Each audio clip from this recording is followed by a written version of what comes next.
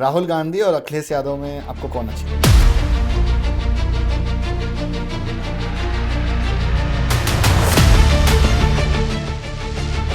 अगर राहुल गांधी और अखिलेश यादव में बात करें तो अखिलेश जी निश्चित तौर पर राहुल गांधी जी से 100 टाइम्स बेटर लीडर है। यूपी की पॉलिटिक्स की अगर हम बात करें तो बाहुबलियों का पॉलिटिक्स में रोल बहुत रहता है। तो इस बार जो 27 का विधानसभा चुनाव रहेगा उसमें भी उसी रुख में वो दिखेंगे या सरेंडर रहेंगे?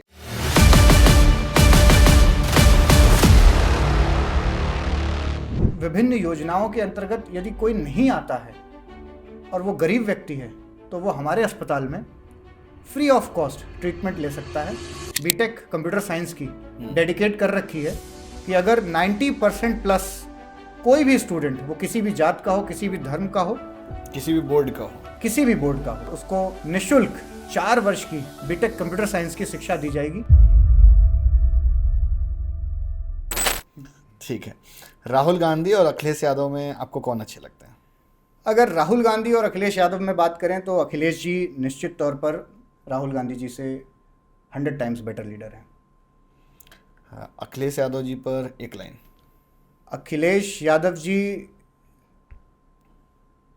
अपने स्तर से प्रदेश और देश का विकास करने का प्रयास करते हैं, परंतु मुझे लगता है कि समाजवादी पार्टी को अपने समाजवाद को एक बार फिर से चिंतन करना चाहिए और देखना चाहिए कि उसमें भी सर्वांगीण विकास में सभी के लिए स्थान हो। ऐसा ना हो कि कुछ चिन्हित लोगों के लिए ही केवल जगह इशारा कर रहे हैं आप। यूपी की पॉलिटिक्स की अगर हम बात करें तो बाहुबलियों का पॉलिटिक्स में रोल बहुत रहता है। तो इस बार जो 27 का विधानसभा चुनाव रहेगा उसमें भी उसी रुख में वो दिखेंगे या सरेंडर रहेंगे? इसमें कोई दो राय नहीं है कि उत्तर प्रदेश में बाहुबली हमेशा से रहे और आज के समय में कानून व्यवस्था अपने आप में बेस्ट एग्जाम्पल है। मैं इंडिया में ही नहीं, वर्ल्ड में कह सकता हूँ। और मैं, जो कि मेरे फादर प्रदेश में रहे और मैं कई ऐसे बाहुबलियों को उनके सर्विस के टाइम में देख चुका हूँ कि मुझे घर से साइकिल चलाने तक के लिए बाहर मना कर दिया जाता था कि आप नहीं जा सकते। और नाम नहीं लूँगा, ऐसे कई बाहुबली थे जिनकी वजह से सब कुछ बदल जाता था और मैं कह सकता हूँ वो सब मिट्टी में मिला दिए गए हैं।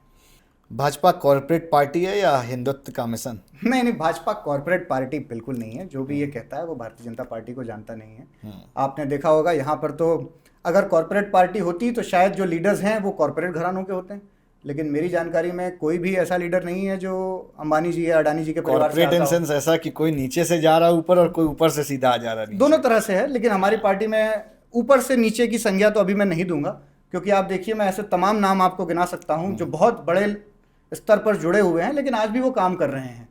और एक साधारण व्यक्ति जो सबसे अंतिम पायदान पर बैठा हुआ है वो भी यहाँ मुख्यमंत्री बन सकता है। ये अंतर और कहीं नहीं है। मुझे मालूम है और किसी पार्टी में सर्वोच्च पद को धारण करने के लिए आपको पर्टिकुलर परिवार से होना पड़ेगा या पर्टिकुलर कुछ ग्रुप ऑफ पीपल के बीच में होना पड़ेगा। भारतीय जनता पार्टी में ये नहीं है। भारतीय जनता पार्टी में आप किसी भी समुदाय से हों, किसी भी जात के हों, किसी भी तरह से आप काम करें, अगर आप सक्षम हैं तो पार्टी निश्चित तौर पर आपको मौका देती है। जैसे कि हम बहुत सारे पर्सनल प्रश्न कर ही रहे थे और आपको सोशल वर्क करना मैंने देखा काफ़ी पसंद है, तो कौन कौन से काम अभी तक किए हुए हैं या और मन में क्या है ऐसा कि जो करने हैं, लाइक ड्रीम वर्क की यार ये वाला हो जाए तो बड़ा सुकून मिलेगा?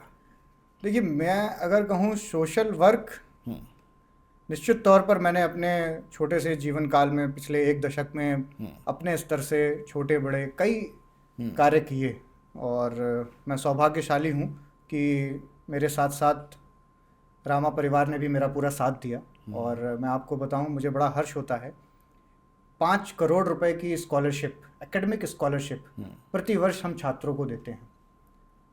और विभिन्न योजनाओं के अंतर्गत यदि कोई नहीं आता है और वो गरीब व्यक्ति है तो वो हमारे अस्पताल में फ्री ऑफ कॉस्ट ट्रीटमेंट ले सकता है, जिसमें कई बार सिर्फ मेडिसिन के चार्जेस लिए गए हैं, हॉस्पिटल के चार्जेस 100% वेव ऑफ किए हैं।